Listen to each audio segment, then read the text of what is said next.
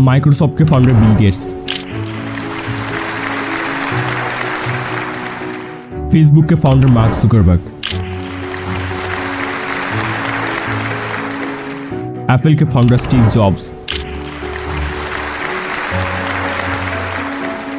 वोडासेल के founder Larry Ellison. पता है इस सब में क्या कॉमन बात है? तुम सोच रहे हो कि हाँ ये लोग आज की डेट में रिचेस्ट मैन हैं, लेकिन इन सब में और एक कॉमन बात है, इन लोगों ने अपनी मर्जी से कॉलेज ड्रॉप आउट किया था। पर क्यों? Say people like Bill Gates or Larry Ellison, Steve Jobs, these guys didn't graduate from college. I think having the flexibility to explore a lot of different things, which you can do when you're in college, which is one of the amazing things about being in college, is you can work on all these hobbies and code a lot of stuff and try a lot of different things. The people who are doing the work that we care about are figuring out what to do next, not following the person who told them. अगर deeply देखने चले तो bill gate इसलिए है, mark Zuckerberg इसलिए है क्योंकि उन्होंने सही फैसला लिया था। ये लोग सक्सेसफुली लाइफ की सबसे बड़ी ट्रैप से निकल पाए जिसमें आज तुम फंसे हो। अगर तुम्हारा गोल सिर्फ एक नौकर बनना है तो इस वीडियो को स्किप कर दो, पर अगर तुम जानना चाहते हो कैसे तुम लाइफ की सबसे बड़ी ट्रैप में फंस जाते हो और एक टाइम पूर्ण लाइफ जी के मर जाते हो तो इस वीडियो को पूरा देखो। जितनी स्विट्जरलैंड की टोटल पॉपुलेशन है उससे ज्यादा इंडिया इंजीनियर्स प्रोड्यूस कर देता है। I hate education. हमारे सारे बच्चे परीक्षा के लिए पढ़ते हैं, ज्ञान के लिए कोई नहीं पढ़ता। The biggest criminals in the world, school teachers. I really don't like school. Visually impaired students के लिए इंडियन एजुकेशन सिस्टम में साइंस का ऑप्शन ही नहीं है। फेस करना है। किस पर? इंडियन एजुकेशन सिस्टम पर। मुझे नहीं पता कि तुम कौन हो, पर मुझे इतना मालूम है कि तुम्हारे जन्म के साथ ही तुम्हें एक जाल में लपेट लिया जाता है, एजुकेशन सिस्टम का जाल। जब तुम 5 साल के होते हो तुम्हें स्कूल में भेज दिया जाता है, वहाँ तुम्हें वो चीज सिखाई जाती है जो जिंदगी में कभी नहीं काम आती। फिर तुम 12-13 साल स्कूल में मेहनत करके बुक रट्टा मार के जेईई नीट और यूपीएससी की तैयारी करके 3-4 साल ड्रॉप आउट लेके फाइनली एक कॉलेज में एडमिशन लेते हो। वहाँ भी 4 साल फिर से रट्टा मार के तुम्हें एक ड्रीम जॉब मिलता है जिसकी सैलरी एक ऑटो रिक्शा वाले की इनकम की बराबर है। इसके बाद तुम अपनी फैमिली के लिए घर लेते हो, पर तुम्हारी सैलरी उतना ज्यादा नहीं है इसलिए होम लोन लेना पड़ता है। घर है तो कार भी चाहिए, सरकारी कुत्ते का जो घर है, इसलिए फिर से लोन लेके कार लेते हो। सैलरी का एक बड़ा हिस्सा या पूरा सैलरी चला जाता है उस लोन को चुकाने में। इस वजह से ना कुछ अलग सोच सकते हो ना कुछ अलग कर सकते हो, और फाइनली ऐसी घिसी पीटी जॉब करते करते सिस्टम को ब्लेम करते करते पूर्ण लाइफ जी के फाइनली तुम मर जाते हो। ना तुम्हें कोई पहचानता है ना किसी को तुम्हारे चले जाने में दुख है। यही है असली ट्रैप जिसे रॉबर्ट कियोसाकी ने रैट रेस कहा है, जिसमें सिर्फ तुम नहीं इंडिया की हर बच्चा, हर जवान, हर स्टूडेंट फंसा है। अपनी रियलिटी को आंखों के सामने देख के मुझे गाली देने का मन कराए, पर मुझे कुछ मिनट दो, फिर जो दिल में आए बोलना। And decided this is what people should learn: physics, biology, chemistry, and this is how they should learn. It's like the newspaper industry, right? More printing presses, more big buildings, right? Makes us look grander. The people who built the schools were consciously aiming at eradicating the will of the students who were part of the system because they wanted them to be obedient. Education का मतलब एक system जो हमें question पूछना सिखाता है, हमें अपनी पैर में खड़ा होना सिखाता है, सही और गलत का फर्क करना सिखाता है, हमें एक नौकर की नहीं बल्कि एक आजाद जिंदगी जीने का मौका देती है। ऐसे सिस्टम को एजुकेशन सिस्टम कहा जाता है। पर आज की डेट में हमारे एजुकेशन सिस्टम में ना होती है एजुकेशन ना होती है सिस्टम। लेकिन ऐसे एजुकेशन सिस्टम बना ही क्यों गया? ऐसे सिस्टम जो हमें क्वेश्चन पूछने की जगह नौकर बनाता है। हर बच्चा यही चाहता है कि मैं सरकारी जॉब में पहुंचूं, अपनी घर की अर्थव्यवस्था को सही करूं। मेन मकसद तो यही होता है हर आदमी का, क्योंकि सरकारी जॉब एक ऐसी जॉब है कि वो आदमी को मरते दम तक साथ देती है। इसीलिए हर आदमी सोचता है चाहे चपरासी की मिल जाए लेकिन सरकारी मिल जाए। इस साल था 1806 जब नेपोलियन और पर्शियन के बीच में वॉर स्टार्ट हुआ था। पर्शियन आर्मी हार जाता है और उनका सुपीरियर ये सोच के हैरान था कि पर्शियन आर्मी ज्यादा ताकतवर थे, फिर भी हार कैसे गए। और फाइनली उन्हें जवाब मिल गया, नेपोलियन की आर्मी जीत गया क्योंकि हर एक सोल्जर नेपोलियन का ऑर्डर बिना कुछ सोचे फॉलो कर रहा था।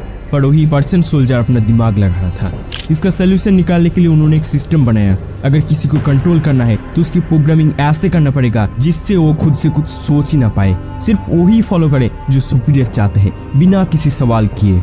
ऐसे ही जन्म होता है पर्शियन एजुकेशन सिस्टम का। Prussians produced a universal education system in the late 1800s because they were afraid they were losing military superiority and they wanted to produce a cadre of mindless, obedient soldiers. That was expressly the purpose. जिसका main मकसद था huge amount of worker बनाना, जो ना खुद से कुछ सोचे ना खुद से कुछ करे, सिर्फ ऑर्डर फॉलो करे एक रोबोट की तरह। सुपीरियर ने जैसा सोचा था बिल्कुल ऐसा ही हुआ था। आर्मी में कोई बिना कुछ बोले सिर्फ ऑर्डर फॉलो कर रहा था, लेकिन इस सिस्टम का इफेक्ट हमें आने वाले कल में भुगतना पड़ा। पर कैसे? ये समय था 1760 से 1814 के बीच, जब इंडस्ट्रियल एवोल्यूशन अपने पीक पे था। नई नई कंपनी शुरू हो रहा था, पर उन्हें चलाने के लिए चाहिए ह्यूज अमाउंट ऑफ वर्कर्स। हर कोई अपने अपने काम में बिजी था। कोई खेतीबाड़ी कर रहा था तो कोई कुछ बना के बाजार में बेच रहा था, तो कोई क्यों चाहेगा किसी कंपनी में नौकरी करना। इस प्रॉब्लम का सोल्यूशन निकला पर्शियन एजुकेशन सिस्टम ने। पर्शियन एजुकेशन सिस्टम ने पहले भी पर्शियन सोल्जर को कंट्रोल करने में मदद किया था, इसलिए दुनिया भर में वर्कर की क्राइसिस को मिटाने के लिए इस सिस्टम को लागू किया गया। और इसका असर ये हुआ कि जो लोग कंपनी में जाना नहीं चाहते थे वो लोग फुल टाइम वर्कर बन गया। इस तरह खत्म हुआ वर्कर की crisis. Corporate types mostly who wanted to produce cadres of obedient workers. And that's why the desks are in rows, and that's why there's factory bells, and that's why it's top-down leadership. इसी दौरान British भी India में आया था। British के सामने एक बड़ी चैलेंज था, क्योंकि वो लोग संख्या में बहुत कम थे और इतनी बड़ी देश को कंट्रोल करना मुश्किल था। इसका सोल्यूशन निकाला थॉमस बेबिंगटन मैकाउले ने। उन्होंने इंडिया में इंग्लिश एजुकेशन सिस्टम शुरू किए, जो कहीं ना कहीं पर्शियन एजुकेशन सिस्टम पर ही बेस्ड था। इसके रिजल्ट भी उन्हें बहुत जल्दी मिल गया। आर्मी से लेके पर्सनल वर्कर तक इंडियन सब कुछ करने लगा। ब्रेन वॉश इतना हाई लेवल पे हो गया था, इंडियन ने सोच लिया था ब्रिटिश की सेवा करना ही उनका धर्म और कर्म है। आज 76 साल हो चुका है भारत को आज़ादी मिले, पर इंडियन का मेंटेलिटी आज भी ऐसा ही है, एक वर्कर की मेंटेलिटी। रुको मैं समझाता हूँ। जरा सोचो, आज भी हमारे एजुकेशन सिस्टम का फोकस क्या है? हम बचपन में स्कूल जाते हैं, वहाँ पे रट्टा मार के एग्जाम देते हैं, फिर कॉलेज जाते हैं एक अच्छी नौकरी पाने के लिए। पर कभी सोचा है क्यों हमारा पूरा एजुकेशन सिस्टम हमें एक अच्छा नौकर बनाना चाहते हैं? ये सिस्टम हमारी सोच को एक लिमिटेड फ्रेम में बांध देता है। हम इनोवेटेड सोच ही नहीं पाते, रिस्क नहीं ले पाते, क्योंकि हमें बचपन से ही सिखाया जाता है एक सेफ जॉब ही सब कुछ है। पर असली सच है कि एक ट्रैप है, जिसमें सिर्फ आप नहीं बल्कि इंडिया के हर स्टूडेंट, हर जवान फंसा है। तुम्हारी जन्म से पहले ही जाल बुना जाता है। हर इंडियन पेरेंट का सपना होता है अपने बच्चों को रेपुटेटेड और प्राइवेट स्कूल में पढ़ाना, जिसमें कोई बुरी बात नहीं। पर सोचने वाली बात है, क्या वो कॉलेज, क्या वो स्कूल हमारे बच्चों को ऐसा एजुकेशन देता है जो उनकी ग्रोथ के लिए जरूरी है? मेरा आंसर है नहीं। रॉबर्ट कियोसाकी के मुताबिक स्कूल हमें वर्कर बनाता है, ना कि सेल्फ डिपेंडेंट पर्सन।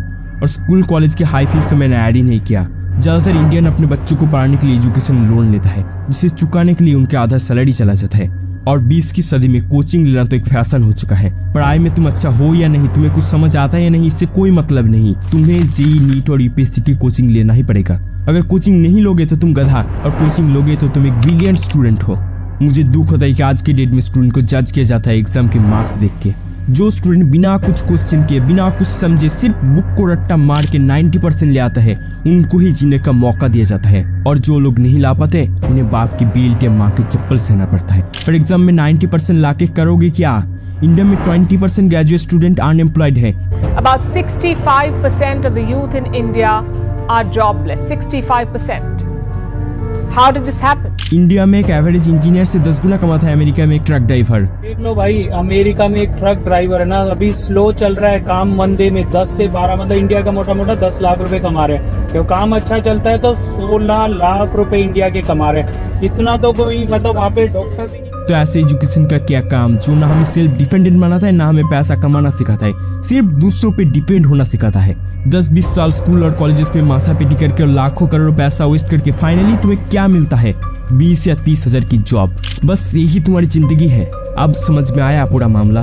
अब सिमिलरिटी नजर है इंडियन एजुकेशन सिस्टम और पर्शियन एजुकेशन सिस्टम में। नाम अलग हो सकता है पर मकसद एक ही है, ज्यादा से ज्यादा वर्कर बनाना। अब भी समझ में नहीं आया?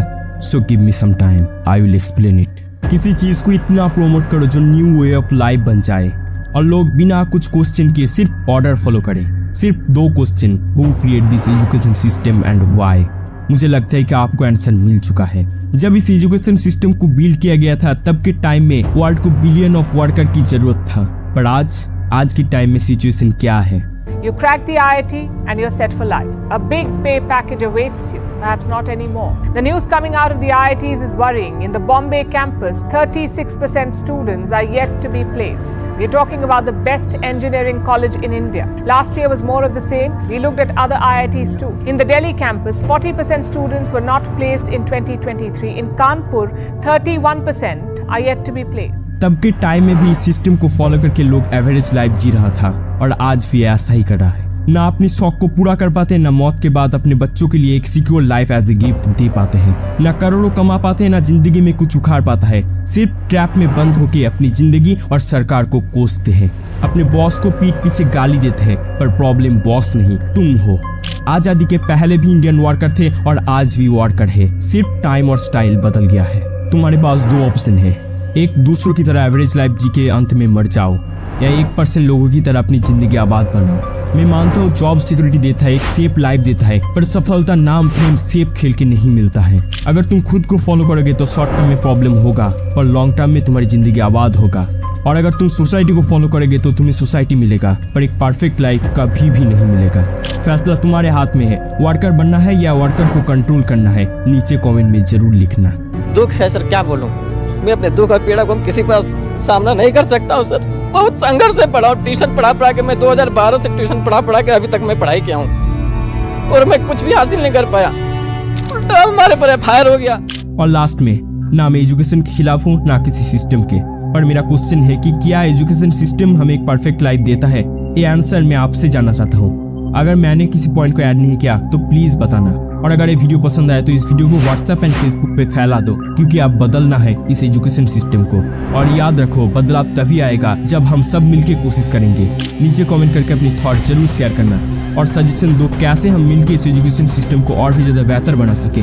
तुम्हारी सपोर्ट से ही हम कुछ नया और इम्पैक्टफुल कर सकते हैं। So let's make this a movement. Share करो और दूसरों को भी इंस्पायर करो। अब वक्त आ गया है कुछ बदलने का। तो चलो मिलते हैं एक ऐसे लाइफ चेंजिंग वीडियो में। तब तक दुनिया को बदलने का जुनून अपने दिल में रखो और अपने सपनों को जीने का हौसला भी